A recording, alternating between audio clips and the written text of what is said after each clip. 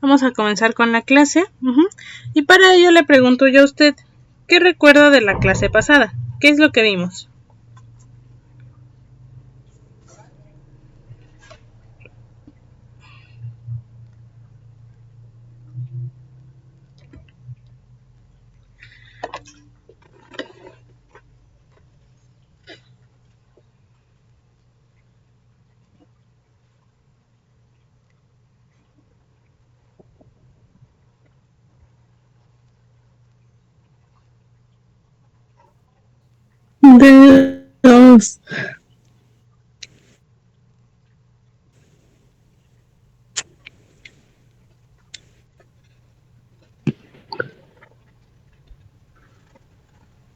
De los bosques tropicales.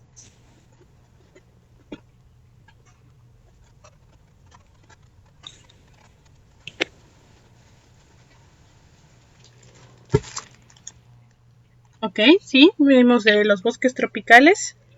Así es. ¿Qué vimos de ellos? ¿Se acuerda?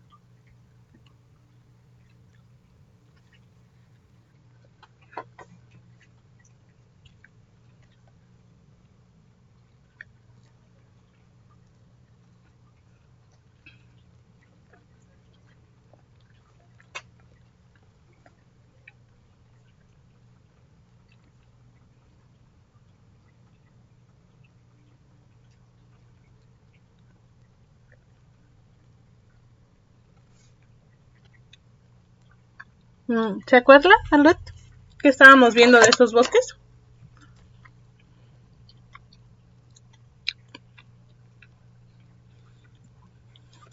Vimos de que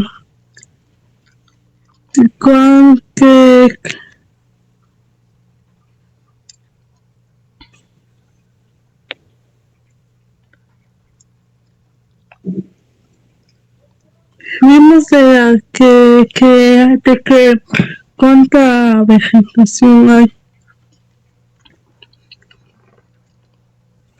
Ok, muchas gracias. Sí, ¿qué es lo que hace? ¿No? Estuvimos viendo qué es lo que hace que se diferencie un tipo de vegetación con la otra, ¿no? Ok.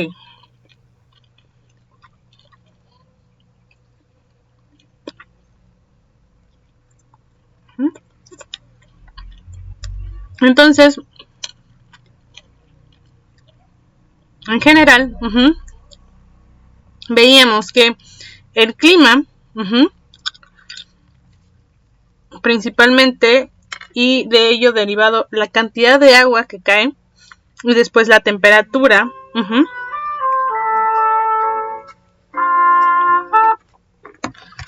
la temperatura,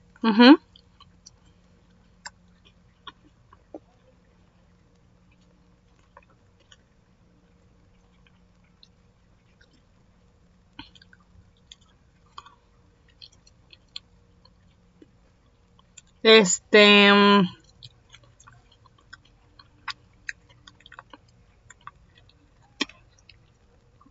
permíteme un segundito, perdón.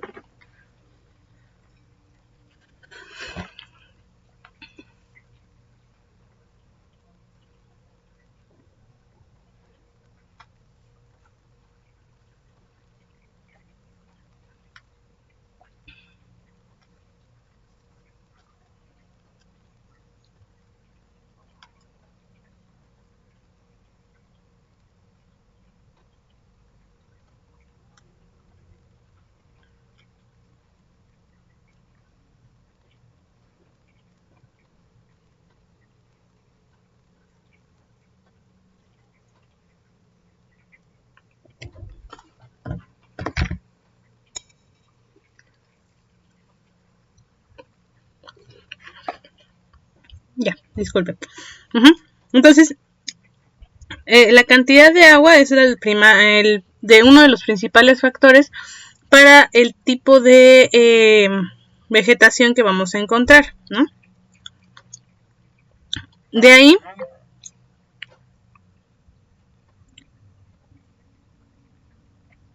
vamos a pasar a la temperatura y después ya pasaríamos, ¿no?, al tipo de suelo y la altitud para definir si vamos a encontrar un bosque, un matorral o un pastizal y qué tipo de bosque sería. Si uno tropical, uno de coníferas, uno de espinoso, mesófilo de montaña, e incluso si fuera perennifolio, subperennifolio o caducifolio.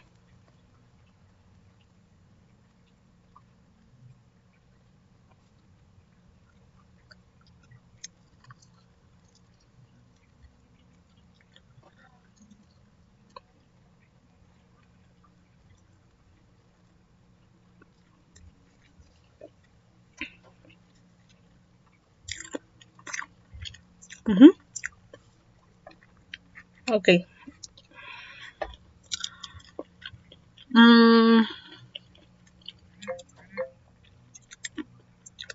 Bien.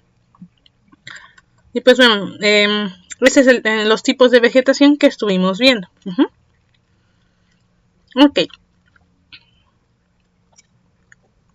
Ahora, ¿qué temas hemos estado viendo? Permítame.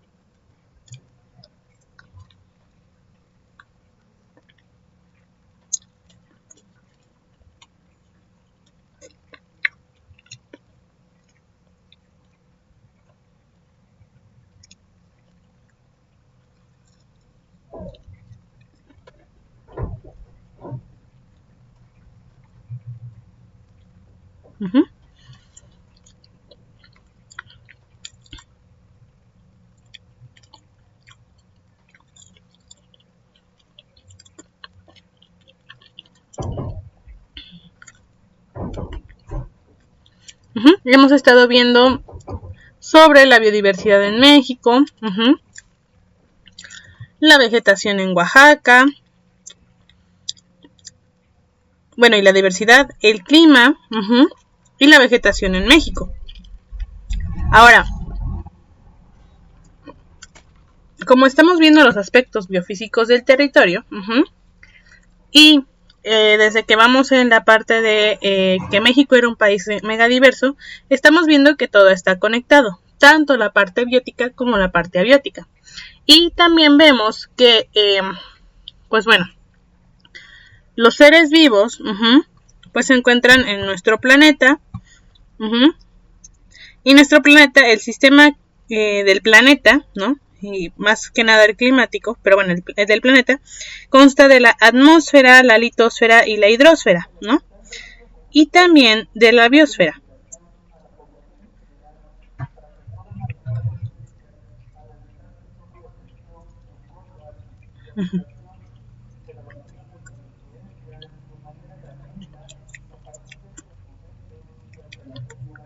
Ok. Y también la biosfera. Y la biosfera, bueno, todas van a depender unas de otras, ¿no? Y en especial la biosfera, los seres vivos, vamos a depender pues del resto. Y también vamos a depender de la energía y la materia que vaya a circular en nuestro planeta. Por lo que ahora el siguiente tema que vamos a ver es el de ciclos biogeoquímicos.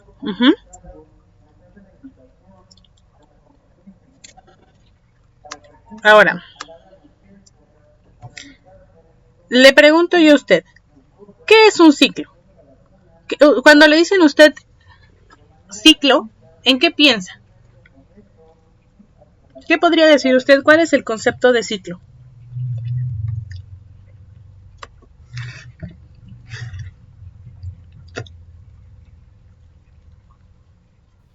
Un ciclo que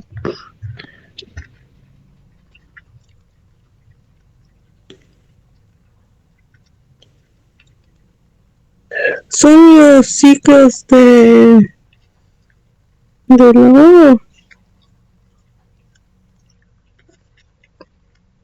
Ok, podemos pensar en el ciclo del agua. Y también cuando pensamos en un ciclo es algo que se repite, ¿no? Que pasa por diferentes fases o lugares. Y después de algunas fases o lugares se vuelven a repetir los mismos pasos, ¿no? Ahora,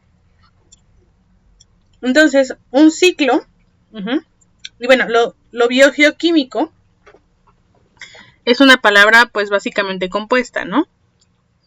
Bio, geo, químico. Es decir, biológico, geológico y químico. Un ciclo biogeoquímico, entonces sería una serie de procesos que se van a repetir cada cierto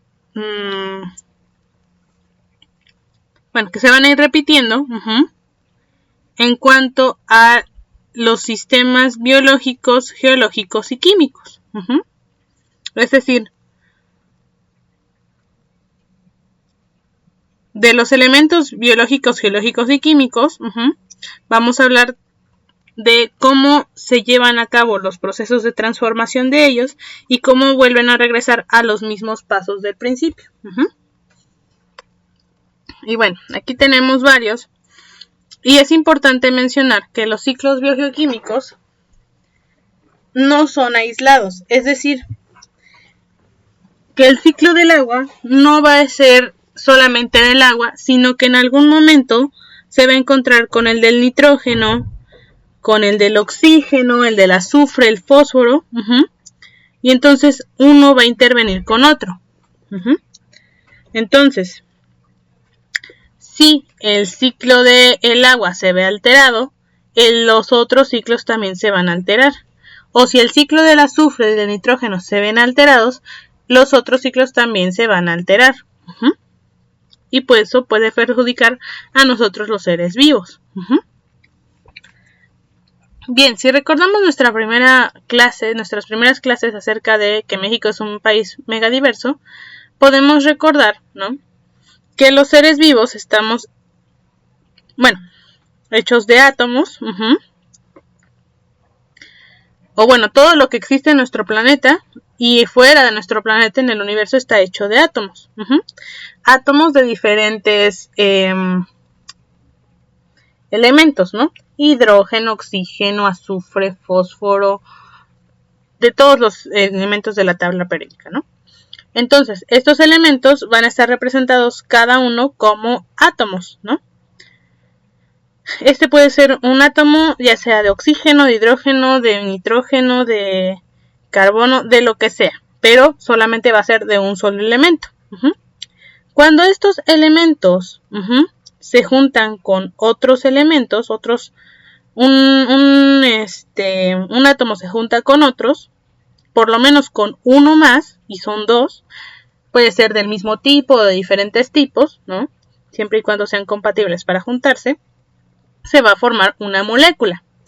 Y estas moléculas, entonces, pueden ser orgánicas o inorgánicas. Esto más que nada por la configuración en la que se encuentran.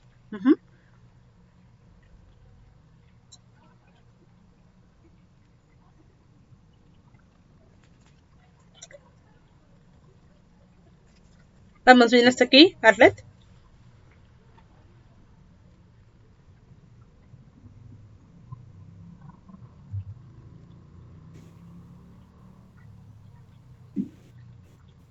Sí. Bien. Ahora, estamos hechos, estas moléculas,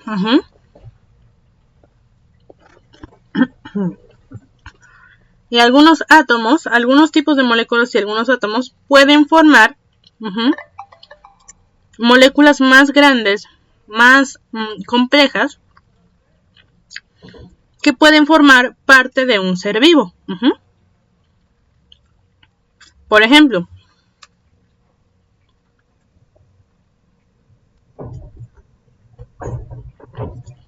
esto que vemos aquí es la representación de un nucleótido. Está formado por átomos de fósforo, oxígeno, carbono, hidrógeno, nitrógeno,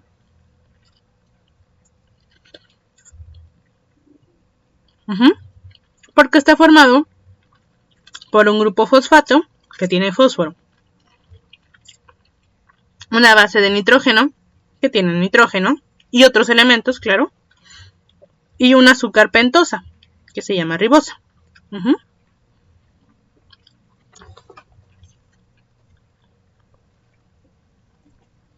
Que está formada de oxígeno, carbono e hidrógeno.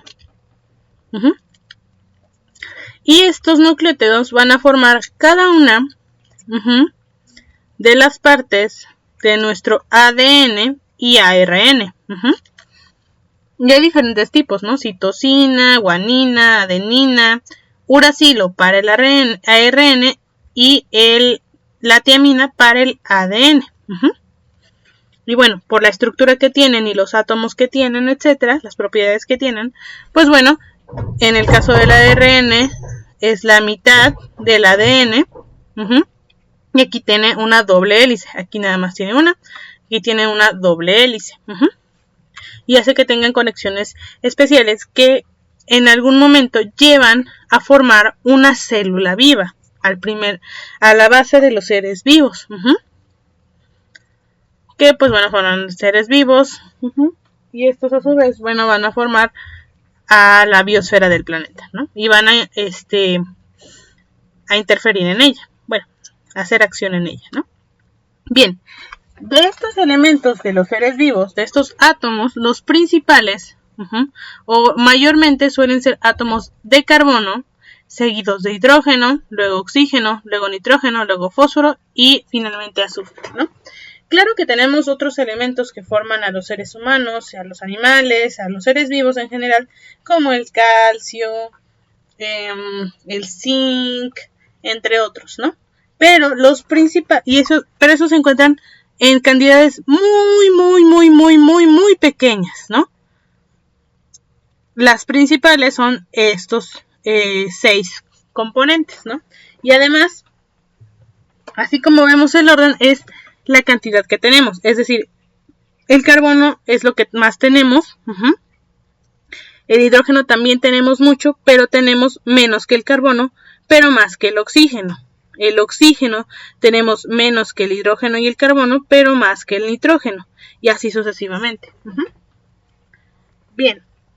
Recordemos que en nuestro planeta, o bueno, en nuestro universo, todo está conectado. Pero ahorita hablemos de la biosfera, ¿no? O bueno, de nuestro planeta. Todo está conectado. Cuando vimos que México es un país megadiverso, hablábamos de que está conectado, por un lado, por la red alimenticia, ¿no? Vemos aquí nuestros productores primarios, las plantas, que van a ser comidas por herbívoros, productores secundarios, o se les conoce como productores secundarios, o también consumidores primarios, ¿no? Y bueno, las plantas van a ser comidas por conejos, saltamontes, pulgones, el jabalí. Y estos a su vez van a alimentar herrerillos, bueno, aves, u otros jabalíes, ¿no? Por ejemplo, los jabalíes se pueden alimentar de saltamontes. Y estos a su vez pueden alimentar a otros organismos como el lince, el águila imperial, entre otros, ¿no? Ok.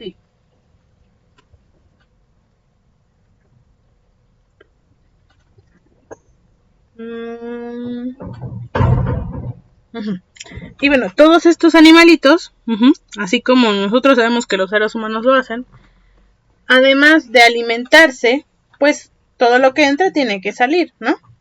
Entonces ellos excretan, ellos orinan. O también, por ejemplo, en el caso de las plantas, ellos no orinan, no excretan. Pero todos vamos a tirar ya sea pelo, ya sea escamas, ya sean hojas, pero todos vamos a ir desechando células conforme pasa el tiempo, ¿no? De manera natural y no pasa nada. Pero bueno, todo esto que eliminamos va a seguir teniendo nutrientes. Entonces, y todos estos organismos también van a morir. Entonces, cuando tengan desechos o cuando mueren, van a dejar nutrientes para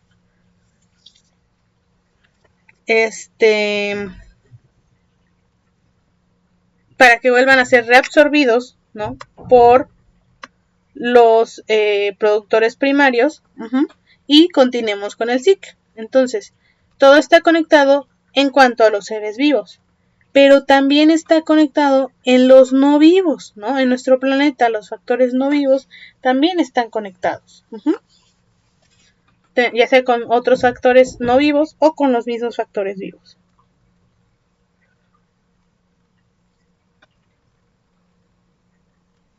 Ok, permítame un segundito, por favor.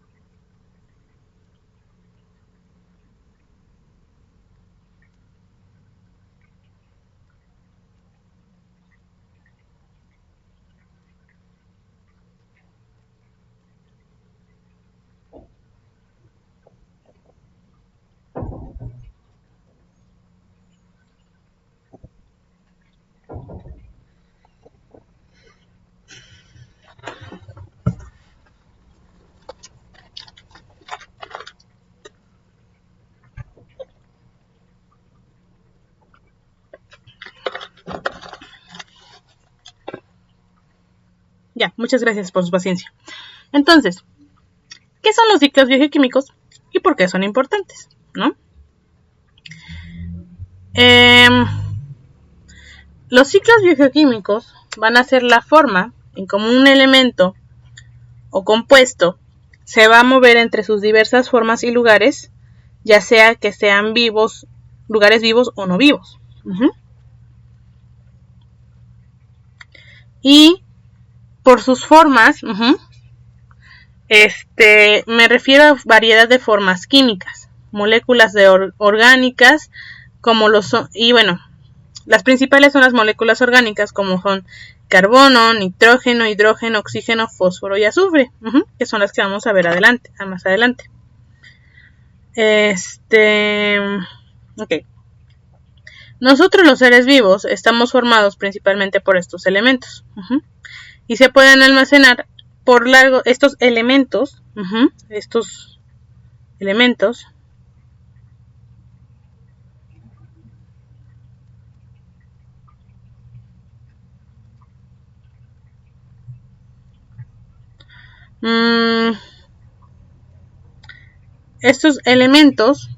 el carbono, nitrógeno, hidrógeno, oxígeno, fósforo y azufre, se pueden almacenar por periodos largos o cortos en el área, ¿no?, en la que se van a encontrar y en la forma en la que se van a encontrar, dependiendo de qué elemento sea, en dónde se encuentre, etcétera, ¿no?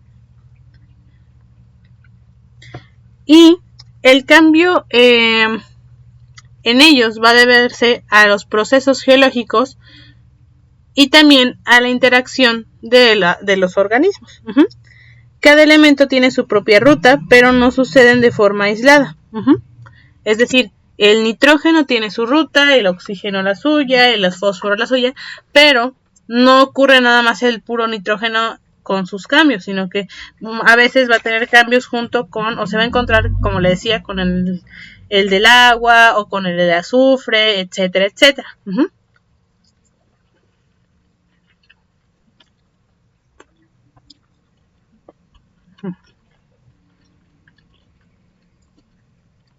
Dígame, Arleta, ¿usted ha visto cómo es el ciclo del agua? ¿O sabe cuál es el ciclo del agua?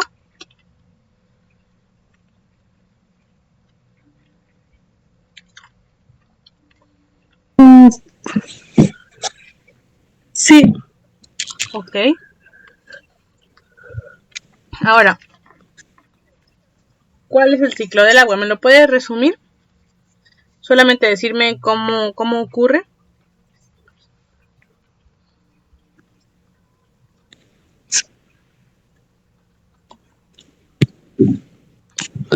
El ciclo del agua ocurre pasando por el oro. ¿Por el qué, perdón?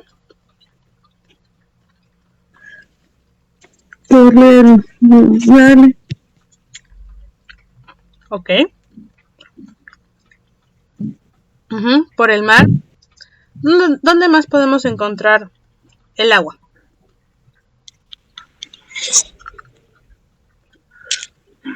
Por los ríos de...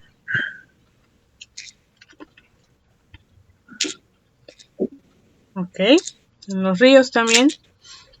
¿Podemos encontrar agua en la nieve? Sí. ¿Y en las nubes? Igual. Ok. ¿Y en la neblina? Igual porque cuando se deshace y se convierte en agua. Ok, perfecto. Entonces, bueno, vamos ahorita a comenzar con el ciclo del agua. Antes quiero explicar este pequeño esquema. Si puede ver aquí, este es el planeta Tierra. Creo que sí ya se los había enseñado anteriormente, pero bueno. Ok, entonces, hablábamos, ¿no?, de que el universo está formado por materia y energía. Ok.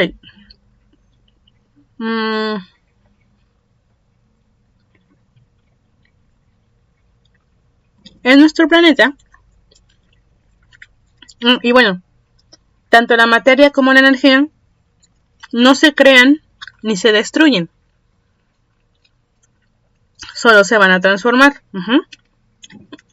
Es decir, van a tener diferentes formas, pero nunca van a dejar de existir. Solamente van a tener diferentes formas. Bien. Entonces tenemos nuestro planeta, ¿no? Y si el ciclo de la energía es que viene del sol principalmente, los productores como las plantas y las algas lo procesan y luego, o sea, usan esta energía para procesar su comida. Y una vez que ya lo procesaron, otros organismos pueden usar esta energía al comérsela, o este organismo, pues bueno, al comérsela, ¿no? Y entonces cuando pasa de productores a consumidores, es decir, como venados, conejos, el ser humano, las personas son quienes se van a comer a los productores, ¿no? Cuando pasa esto, sí se va a pasar también la energía, pero parte de esta energía va a ser liberada al espacio en forma de calor porque no se puede utilizar por otros organismos. Una vez que pasa por los consumidores,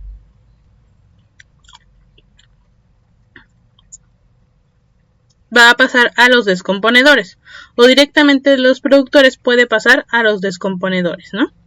Y una vez que pasa, por ejemplo, de consumidores a descomponedores, va a volver a, sí se va a poder pasar cierta cantidad de energía, pero otra cantidad va a ser liberada nuevamente al espacio, ¿no? Y cuando pasa de descomponedores a productores nuevamente, porque si bien los productores se encargan de que los elementos sean orgánicos, los descomponedores los van a regresar a ser inorgánicos, para que en un futuro estos nutrientes orgánicos los puedan aprovechar los productores, y se haga el ciclo de la vida, ¿no? Eso en cuanto a la energía. En cuanto a la materia, ocurre lo siguiente.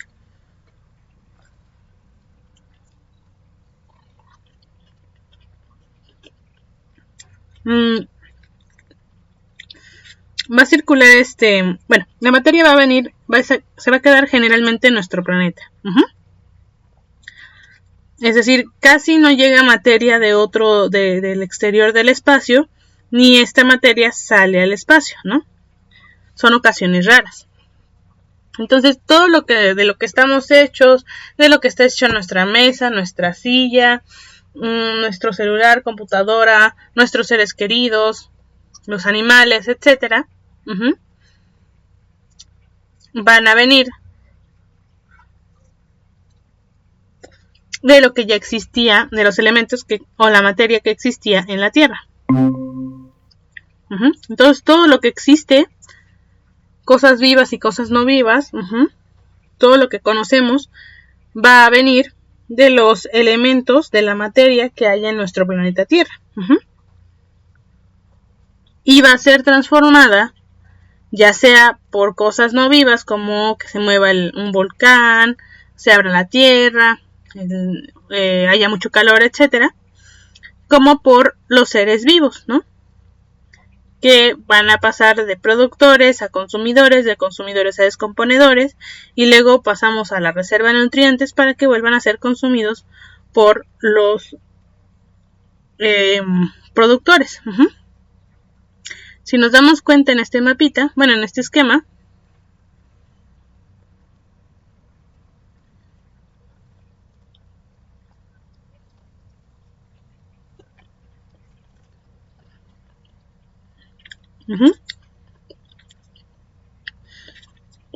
si nos damos cuenta aquí en este esquema, la energía la vemos de color amarillo y rojo, y básicamente va a entrar del espacio, se va a transformar en la Tierra y va a salir al espacio.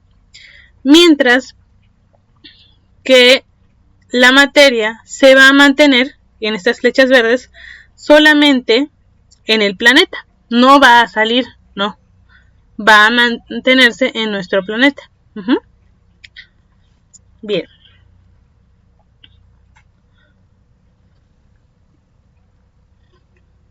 Ahora vamos a pasar al ciclo del agua. Bien. ¿Cuál es el ciclo del agua? ¿Y cuáles son las 3 formas de encontrar el agua? ¿Usted se acuerda de Arret? ¿Se acuerda de los estados de la materia? ¿Cuáles son los 3 estados de la materia? Yo le apoyo con una. Gaseoso. Hay otros 2 tipos de estados de la materia. ¿Cuáles son?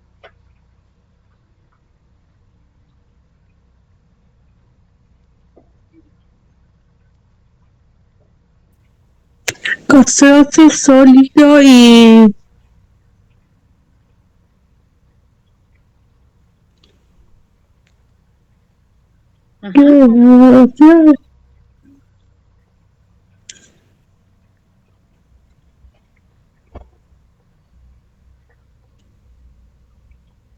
Le falta uno.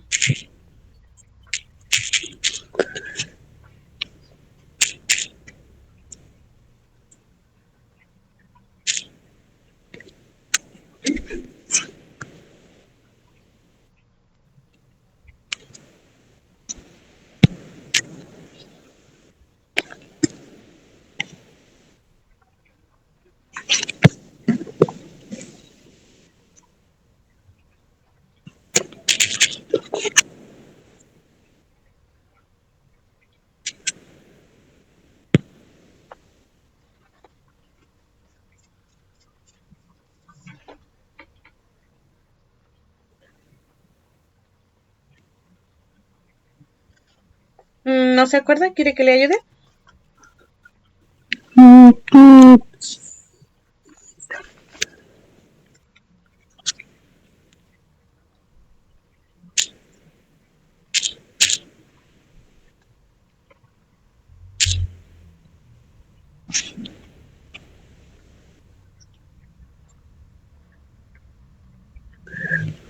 Líquido. Exacto. Era la otra. Muy bien. Exactamente. Líquido, ¿no? Entonces, todos nuestros elementos o moléculas, el carbono, nitrógeno, hidrógeno, oxígeno, fósforo y azufre, o la molécula del agua, van a tener estas 3 posibles formas: sólido, líquido y gaseoso. En el ciclo del agua se puede encontrar en las 3 formas. Lo solemos encontrar en forma líquida, pero también la podemos encontrar en forma gaseosa en las nubes y en la neblina, por ejemplo, que son nubes bajas, la niebla. Y en forma sólida, como es el hielo, la nieve y los glaciares. Y bueno, esto va a depender, por ejemplo, de la temperatura que haya, pero también de otras conexiones, ¿no? Pero en general suele depender de la temperatura, ¿no?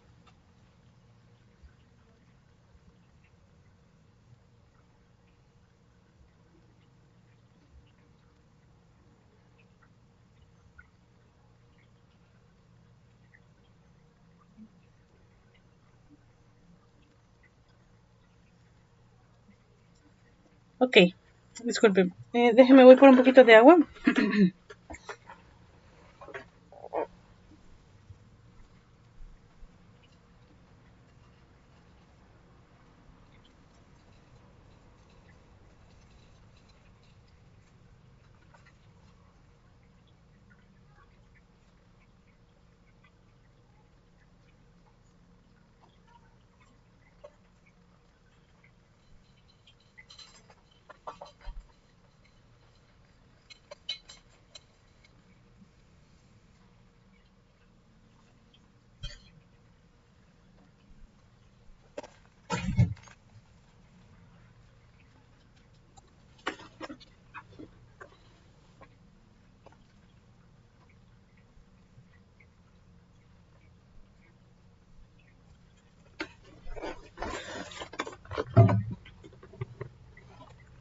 Ok, entonces,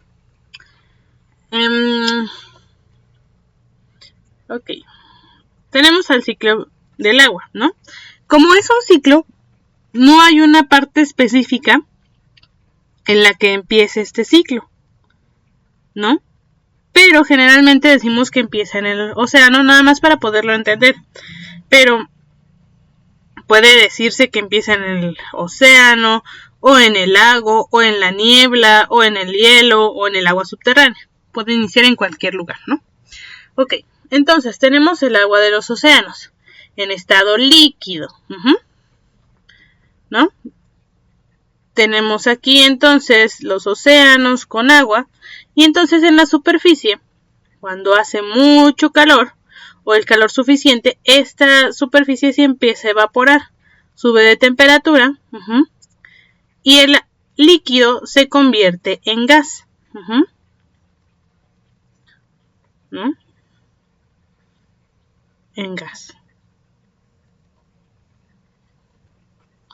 ¿No? Y entonces ahora la molécula de agua, el H2O, el H2O, una de oxígeno y dos de hidrógeno, pues va a mantenerse con la temperatura suficiente, es decir, lo suficientemente caliente para seguir en el aire, ¿no? En la atmósfera.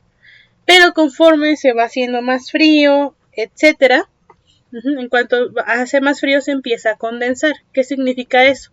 Que se empiezan a reunir las moléculas de agua y empiezan a formar otra vez el estado líquido del agua. Una vez que las nubes gaseosas se convierten en líquidas, entonces llega a llover, hay precipitación o rocío. Y nuevamente el agua líquida va a pasar a los ríos y va a desembocar en las corrientes oceánicas, o va a desembocar en los lagos, o desemboca, bueno, va a caer el líquido en lo alto de una montaña, y cuando se derrita o estos se junten, pueden llegar a otro río, a un lago, directamente al océano, o pueden llegar a las aguas subterráneas. Si hay un filtro en la tierra, se van a pasar rápidamente adentro del agua, y hay lugares dentro de la tierra que primero son porosos y pasa el agua, y luego son poco porosos, y entonces se va a hacer como un pequeño cuenco de agua dentro de la tierra, a lo que se le llaman aguas subterráneas. Estas aguas pueden permanecer mucho tiempo ocultas, sin conectarse, sin volver a salir, y otras veces pueden volver a salir y formar nuevos ríos, o que se aumente este líquido al agua del océano.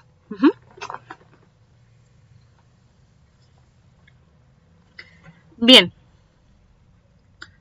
entonces a veces cuando hay la suficiente cantidad de agua en la atmósfera y además hace mucho frío, en lugar de convertirse en un líquido, se convierte en hielo, nieve y glaciares, o suelos congelados, ¿no? Es en donde el agua va a estar en estado sólido.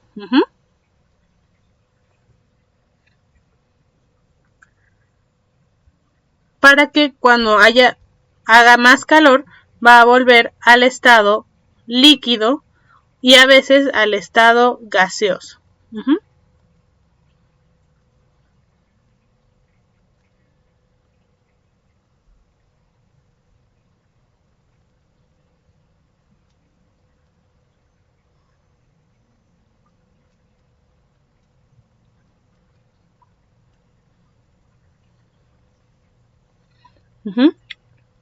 Entonces se va a convertir nuevamente en líquido y luego en gas, ¿no? Y puede convertirse en gas. Ok, entonces, y este gas, esta conversión de líquido a gas, no solamente va a ocurrir en el océano, también va a ocurrir en los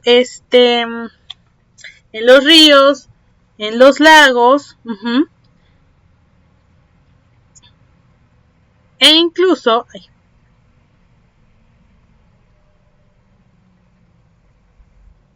en los ríos, en los lagos, e incluso el agua que absorbemos los seres vivos, ya sea que nosotros la tomamos o las plantas la absorben con sus raíces, en algún momento también va a ser un intercambio de gases con el resto del planeta, ya eso se llama evapotranspiración, que se evapora el agua, pero también por causa de la transpiración. Es decir, que transpire, que sude, ¿no? Pero que más que nada que haya un intercambio de cantidad de agua entre una y otra. Ok. Y bueno, esta agua almacenada puede volver a salir, ¿no? A filtrarse a un lago, a una laguna, a un río, etcétera, o puede pues mantenerse subterránea y almacenada hasta que haya otro cambio que haga que esta agua vuelva a salir. Ok.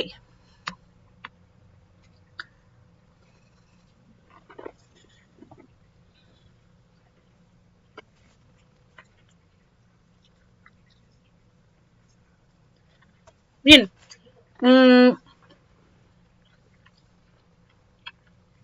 Ahora, ¿por qué mencionábamos al océano como un punto en el que podemos iniciar nuestro ciclo del agua?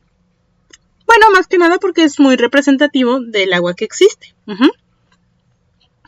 Del 100%, ¿no?, del agua existente en nuestro planeta, de los 2 millones de kilómetros cúbicos que existen en nuestro planeta, 2.5% es agua dulce, es decir, que no tiene tantas sales. Y el 97.5% sí tiene sales, es agua salada. Entonces, imagínense, es muy poquita agua, aunque sean 2 millones, ¿no?, de metros cúbicos, es muy poca agua que no es salada, ¿no?, que es dulce y que podemos trabajar con ella. Ahora, todavía de esa agua dulce, más de la mitad, es decir, el 68.9% más o menos de esta agua dulce,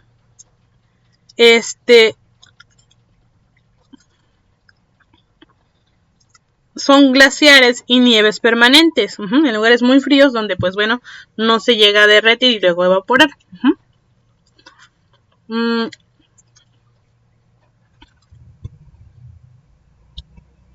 Y de ahí, el 30.8% es agua subterránea,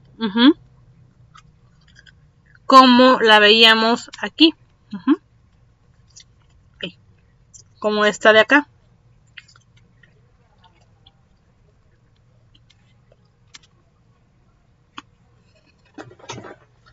Ok. Perdón, me faltó esto, ¿no? Y bueno, de ríos y lagos solo el 0.3% del 2.5% está formada por ríos y lagos que nosotros sí podríamos beber agua de ahí. Que esté limpio o no, bueno, eso ya dependería pues del lugar, ¿no?, del río.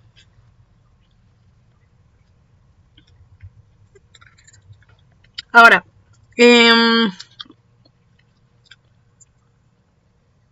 aquí vimos un poquito acerca de cómo está el ciclo del agua. Y por otro lado, hablábamos aquí arribita, ¿no?, de que las diferentes formas de los ciclos, de los elementos,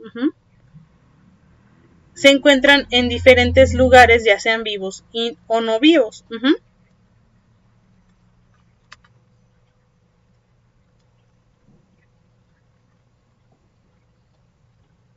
Ok. El lugar en el que se van a encontrar se va a llamar reservorio, ¿no? Y el que se encuentra en algún lugar se llama residencia, ¿no? Tiempo de residencia. Tiempo en que reside, en que se va a encontrar en un lugar u otro, ¿no? Y este tiempo de residencia va a variar muchísimo de si son seres vivos o no, dónde se encuentran y ¿cómo se llama?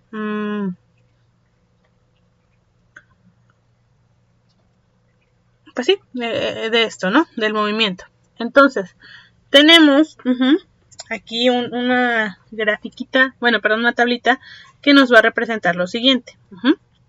Entre más grande sea esta línea, más tiempo de residencia se va a encontrar en estos lugares el agua. Entonces, por ejemplo, ¿cuánto en promedio dura el agua, una molécula de agua, en un ser vivo? Pues más o menos una semana.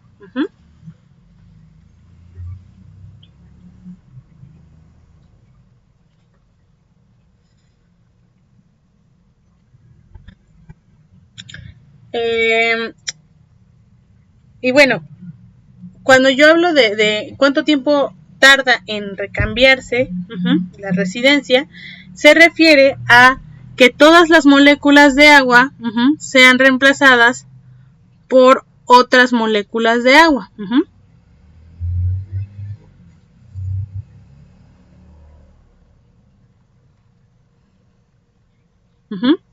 Imaginemos, ¿no? Este ser vivo tiene 10.000 moléculas, ¿no? ¿Cuánto van a tardar estas 10.000 moléculas en cambiarse desde que el ser vivo las expulsa por el medio del sudor, la orina, el excremento? Como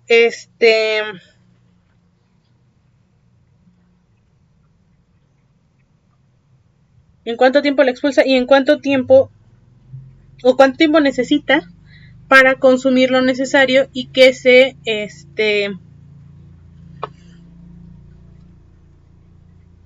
recambien todas las moléculas. Entonces ese es un promedio, ¿no? En los seres vivos tarda una semana, en la atmósfera 1.5 semanas, en ríos 2 semanas, en humedad del suelo otras 2 semanas, hasta un año. Pantanos de 1 a 10 años y lagos y depósitos de 10 años, ¿no? Entonces vemos aquí que, pues bueno, 10 años sí se nos puede hacer un buen tiempo, ¿no?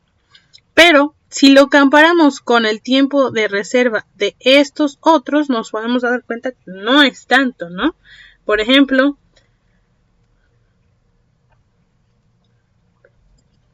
tenemos océanos y mares, o bueno, el tiempo que tardaría en que todas las moléculas de agua de los océanos y mares fueran cambiados serían 4.000 años. Y para el agua subterránea, desde 2 semanas hasta 10.000 años, dependiendo de si esta agua se va a mantener guardada, si va a salir a un lago o a otro lado, o si se va a mantener almacenada por muchísimos miles de años. Luego tenemos los glaciares y el permafrost, que va a ir de 1.000 a 10.000 años, ¿no? Ok. Arlet, vamos a tomarnos un descanso de 10 minutos para que vayamos al baño, nos estiremos, comamos algo y ya regresamos para terminar la clase. ¿Le parece bien? Sí, sí está bien. Ok, entonces regresamos a las 2:16, por favor. Sí está bien.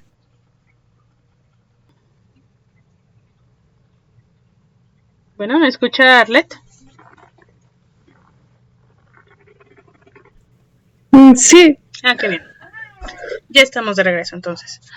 Entonces, regresando aquí a lo del ciclo del agua, vemos que, pues bueno, este es el ciclo del agua, creo que todos lo conocemos en general, ¿no? Pasa por la parte no viva, que son los mares, los ríos, la tierra, etcétera. Bueno, no biológicamente viva, pero también pasa por los seres vivos, como lo son que las plantas lo absorben, de ahí pasa a los otros plantas y animales, ¿no? Bueno, pasa a los otros animales y a los otros seres vivos, y después cuando ellos orinan o cuando ellos respiran y transpiran, pues este vapor de agua vuelve a salir, ¿no? Ok. Ahora, como le comentaba, vemos más o menos cuánta agua dulce existe disponible para los seres vivos, que es muy reducida, a diferencia, por ejemplo, del agua salada que existe en nuestro planeta, ¿no? En comparación. Y también veíamos que los tiempos de residencia del agua, en algún lugar, ya sea vivo o no vivo, se refiere a cuánto tardan, ¿no? Las moléculas de agua, todas las moléculas de agua de un lugar en ser cambiadas por nuevas moléculas, ¿no? Si uno tiene 10.000 moléculas, ¿cuánto tardan estas 10.000 moléculas en ser cambiadas? Obviamente, entre más grande sea la cantidad de agua, más tiempo va a tardar, ¿no? Pero también hay otras cosas que hacen que tarden más o tarden menos. En la parte viva es en donde se hace más rápido el intercambio de agua, que suele ser más o menos una semana, ¿no? En la atmósfera de más o menos 1.5 semanas, en los ríos 2 semanas, porque bueno, el agua sabemos que aunque puede ser bastante, pues fluye constantemente, ¿no? En el suelo, en la humedad del suelo, de 2 semanas a un año. En los pantanos, por un lado, no es, es una mayor cantidad de agua que, por ejemplo, en un ser vivo, o en el suelo, pero además, pues los pantanos casi no se mueven, ¿no? Entonces dura de 1 a 10 años. En los lagos y otros depósitos, igual 10 años más o menos.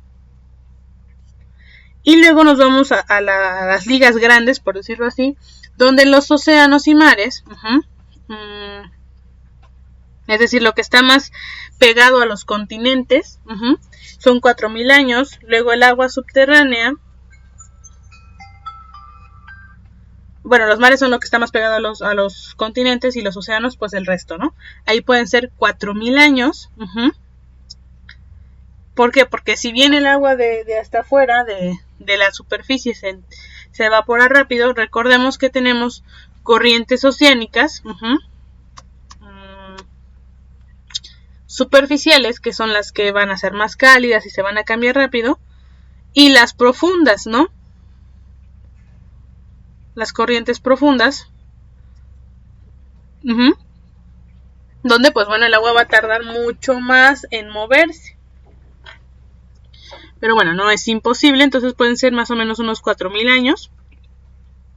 En las aguas subterráneas, le comentaba, dependiendo de si estas se filtran hacia afuera constantemente o si quedaron encerradas, pueden ser de 2 semanas a 10.000 años, ¿no? En lo que vuelve a haber un movimiento en la Tierra que permita que se vuelva a salir o que vuelva a entrar más agua. Y en los glaciares y permafrost, hielos perpetuos, pues bueno, puede ser de 1.000 a 10.000 años, ¿no? Dependiendo de qué tan congelado sea el lugar, ¿no? Y qué tanta agua sea, ¿no? El tamaño del glaciar o del agua congelada, ¿no? Ok. Pues bueno, este es el ciclo del agua. También tenemos el ciclo del oxígeno, que está muy enlazado con el ciclo del agua.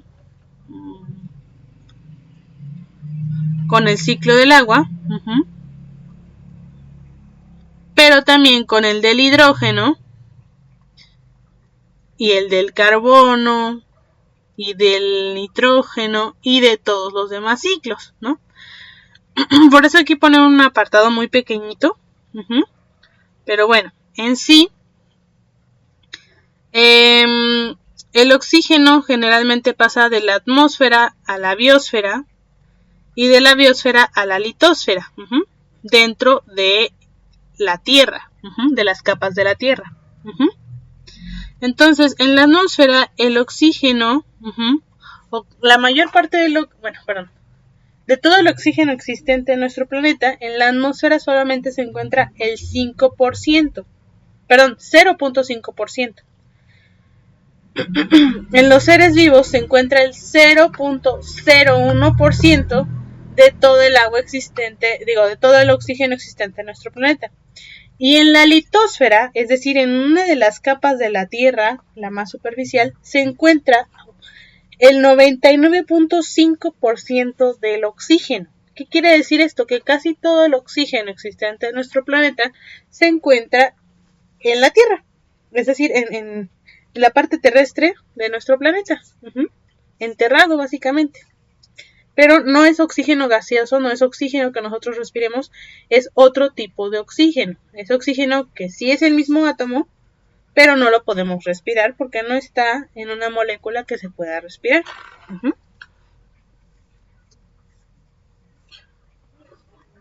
Ok. Entonces, el intercambio entre la atmósfera y la biosfera ocurre porque de la biosfera a la atmósfera hay fotosíntesis y de la atmósfera a la biosfera es por la respiración y descomposición. Ahora, que pase de la biosfera, de la parte viva, a la litosfera, a la parte enterrada, tiene que el oxígeno ser enterrado, es decir, por ejemplo, que los restos de los seres vivos o los desechos de los seres vivos contengan pues algunos átomos de oxígeno, y estos se van a ir pues quedando en un lugar, ¿no? Haciendo las capas de la Tierra hasta pues pasar a la litosfera. Mientras que de la litosfera a la biosfera pues es porque se descomponen las rocas, es decir, se empiezan a desgastar. Estas rocas que almacenaban otros elementos junto con el oxígeno se van a empezar a desgastar y va a salir expulsado el oxígeno al resto de los organismos. Y luego tenemos la fotólisis y la meteorización. Es decir, la fotólisis es cuando se rompen ciertos enlaces de elementos por acción del sol, ¿no? Por acción de la luz. Y la meteorización es cuando las rocas se empiezan a deshacer. Ok.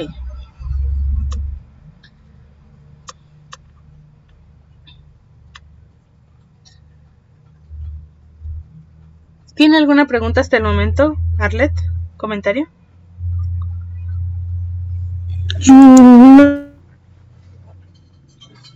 Ya va bien. Muy bien. Entonces, el ciclo del oxígeno, aunque existen muchos, bueno, se interviene en muchos de los demás ciclos, en especial con la del agua. Su principal movimiento, el que suele interesar más al momento de estudiarlo, ¿no? Es cuando pasa en la biosfera, en los seres vivos, y más concretamente con las plantas.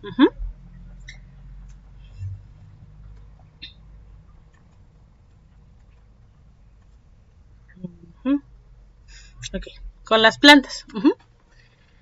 ¿Usted ha escuchado que he escuchado eso que dicen de que no debe dormir uno con las plantas dentro de su cuarto porque le roban el oxígeno? ¿Ha escuchado eso?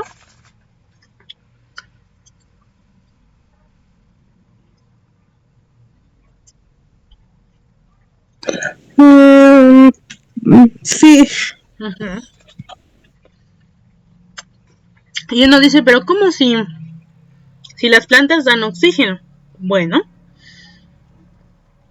si transforman el oxígeno, es decir, el dióxido de carbono, en puro oxígeno que podemos respirar. Pero también van a respirar oxígeno ellas mismas y van a convertirlo en dióxido de carbono.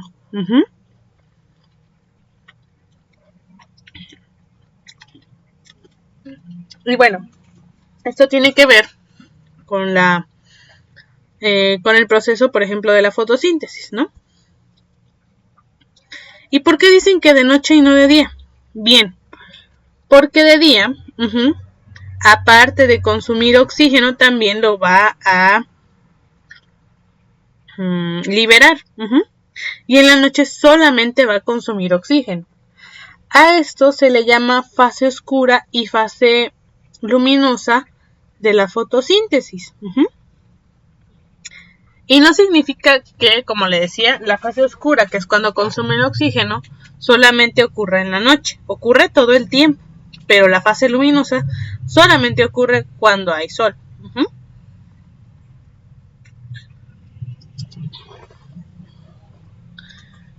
Y entonces, pues bueno, por eso se dice que no. Bueno, hay personas que lo recomiendan no dormir con una planta dentro. Claro que no habría mucha diferencia, ¿no? A dormir con otro ser vivo, con un animal, dormir con tu gato, con tu perro, con tu pareja, con tus hermanos, con tus amigos, ¿no? Dormir en el mismo lugar, con tus papás, con quien sea, pues bueno, ellos también van a consumir oxígeno. Entonces, la planta no nos va a asfixiar, no nos va a matar, ¿no? Tampoco va a crecer y nos va a ahorcar, no. Simplemente pues va a consumir oxígeno y ya. Ahora, ¿cómo consume oxígeno o cómo lo libera? Esto ocurre mediante los estomas de las hojas de las plantas. Déjenme ver dónde está esta información. No me acuerdo. Pero, entonces tenemos aquí nuestra plantita, ¿no? Nuestras hojitas. Y algunas células, tienen como una boquita, ¿no? Que más que nada se llama estoma, que es una parte del organismo, de la célula, donde estos pueden aperturarse o pueden cerrarse. Generalmente, y bueno, por lo mismo, mediante estoma, entra dióxido de carbono y oxígeno y sale dióxido de carbono y oxígeno.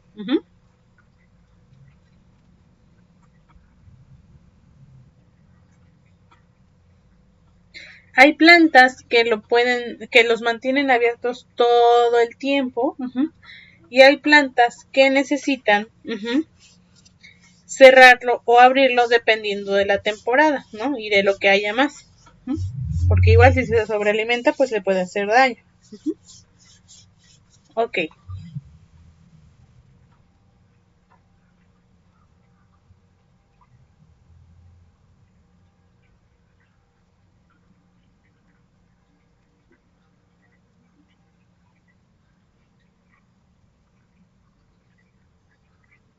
Ok. Bien. Entonces, este intercambio se hace aquí. Esto sí estamos viendo desde, no sé, desde arriba de la hoja, ¿no? Pero si lo vemos desde... Aquí también seguimos viendo desde arriba de la hoja, ¿no? Tenemos la célula, y hay células especiales que tienen este estoma que se llama célula oclusiva, ¿no? Que se cierra y se abre. Y la célula epidérmica es la que pues no se va a cerrar y abrir, ahí va a estar. Entonces,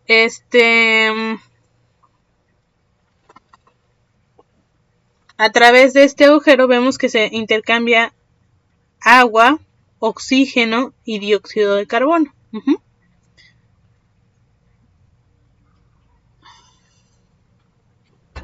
Entonces, esta es una célula oclusiva. Estas son las células acompañantes, ¿no? Y aquí se va a mantener, va a ser una cámara donde se van a intercambiar los gases y después van a pasar a la planta o de la planta a esta camarita para respirar. Aquí la vemos de lado. Vemos, de frente, pero al puro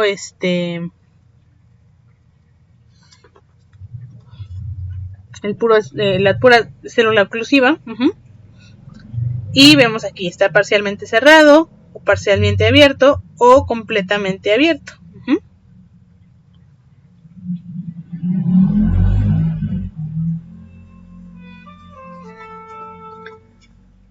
Ok. Ahora, ¿cómo ocurre? Ya vimos cómo ocurre pues con las plantas porque son uno de los principales partes o donde se influye más el ciclo del oxígeno. Pero ¿cómo ocurre, no? En el resto del planeta. Bueno, por ejemplo, ¿usted ha escuchado de la capa de ozono?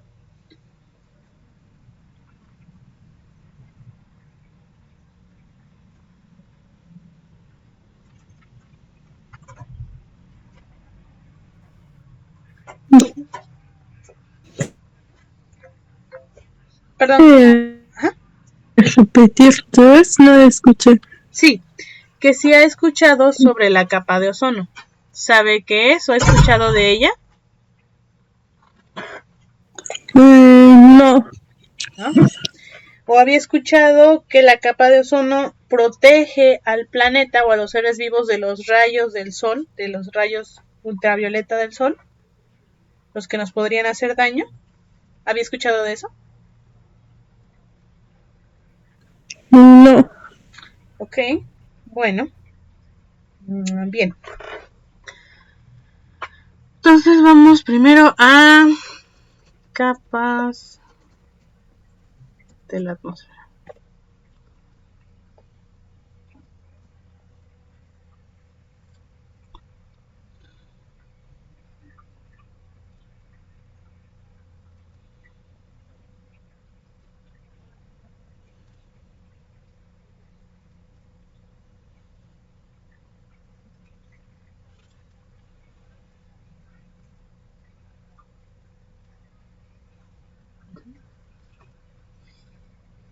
Bueno, nuestro planeta, Tierra, tiene algo que se llama atmósfera, ¿no? Si nos acordamos.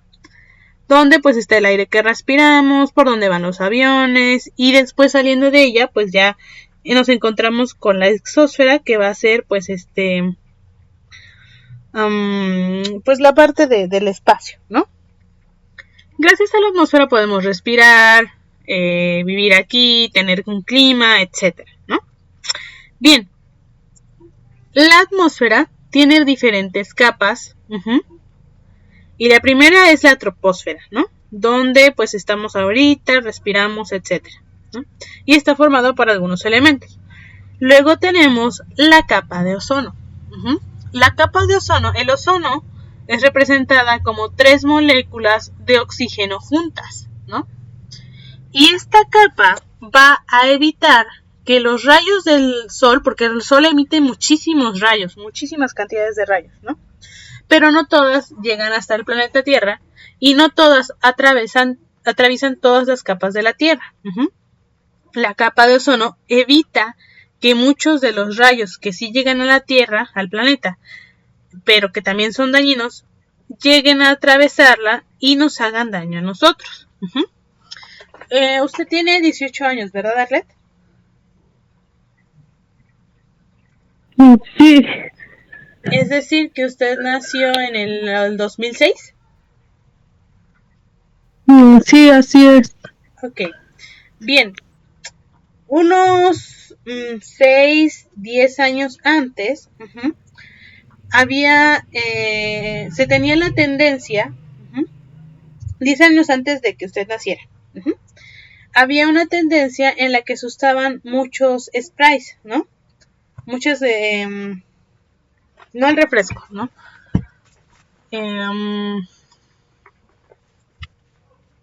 Me refiero a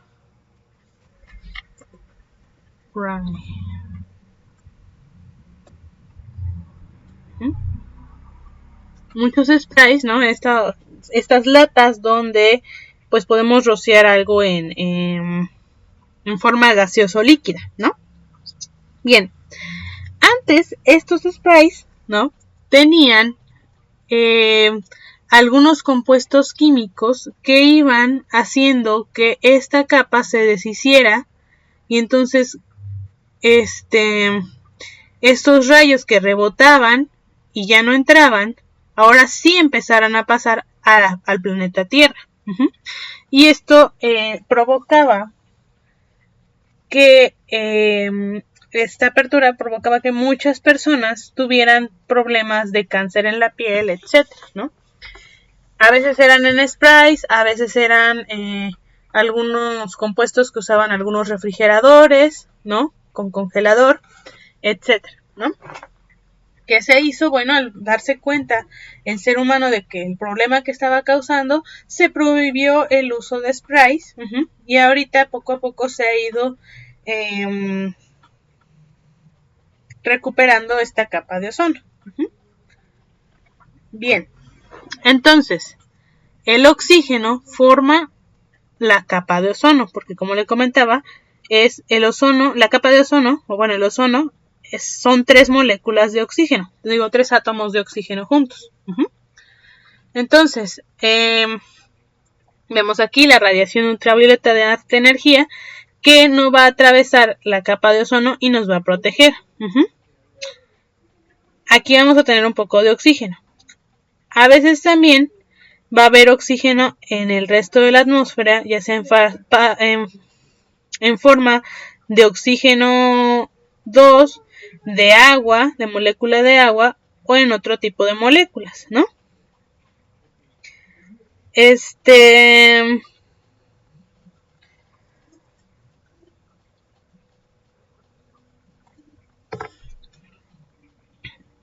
oxígeno también puede ser liberado en otro compuesto por la actividad de volcanes, ya sea que estén fuera o dentro del agua.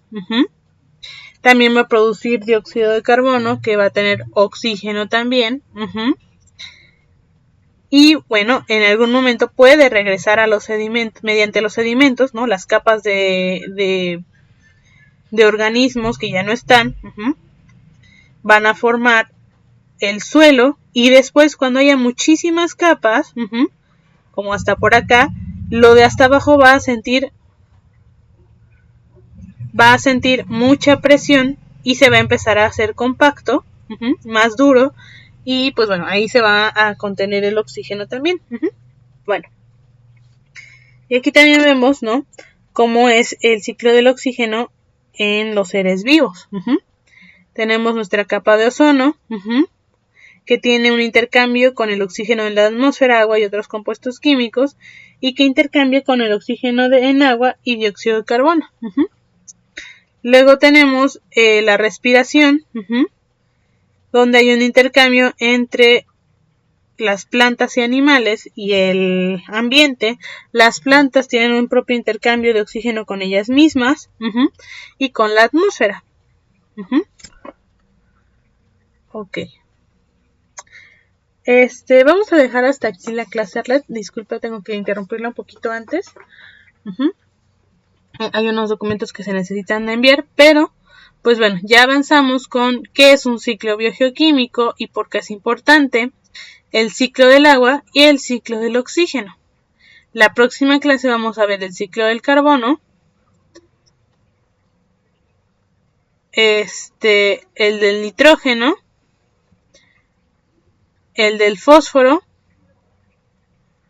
y del azufre.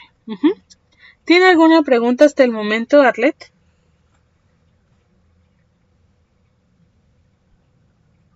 No tengo ninguna. Perfecto.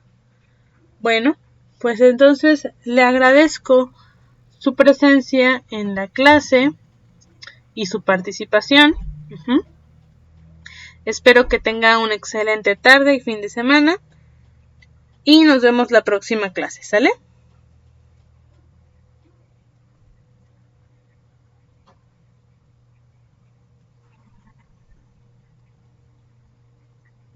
Disculpa, una pregunta. ¿Te vamos a otra la siguiente semana? Gracias. Sí tenemos clase. ¿Por qué? Ya, es que yo creo que no podía conectarme. ¿Va a tener que salir o algo así?